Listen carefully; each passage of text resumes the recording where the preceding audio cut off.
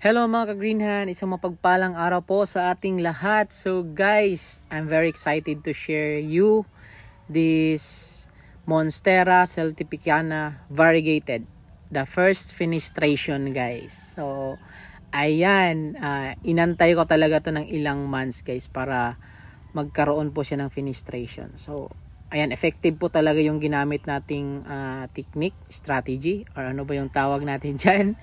Gumamit lang kasi ako dyan guys ng PVC na DIY PVC pole guys. Yan, kinat ko lang siya ng mga 1/4 lang yung kinuha ko sa PVC pole, and then nilagyan ko ng moss para makapag create po tayo ng celtibicana na may fenestration. Medyo matagal kasi yung antayin guys na mag fenestrate, kasi tayo nga bilang gardener, bilang nagbebenta ng halaman, cut in cut in cut, yun talaga yung gusto natin, di ba? Ayan, kinakat natin para magkaroon po tayo ng income. But guys, may goal po kasi ako na magkaroon po talaga siya ng fenestration, kaya yun na siya guys.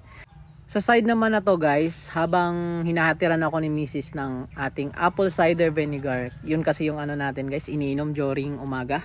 Kasi nga, sabi daw nila, nakakagamot po na ng acidity. So iniwasan ko na rin kasi yung coffee guys, kasi medyo naninervyos tayo, at saka sumasakit din yung sikmura natin guys. Kaya iniwasan ko na yan.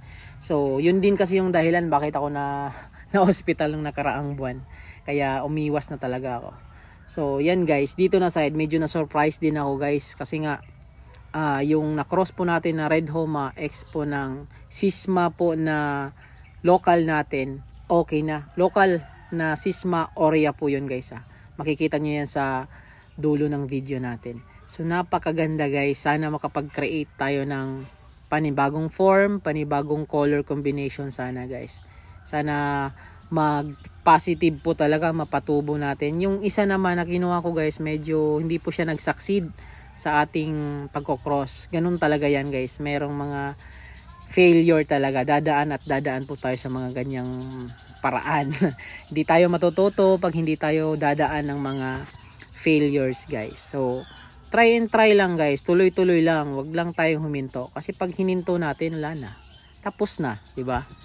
So ganun talaga yung motto ko na lang dito sa pagko-cross, kasi wala din naman tayong capital guys para bumili ng mga bagong variety. So humanap na lang tayo ng mga paraan, di ba?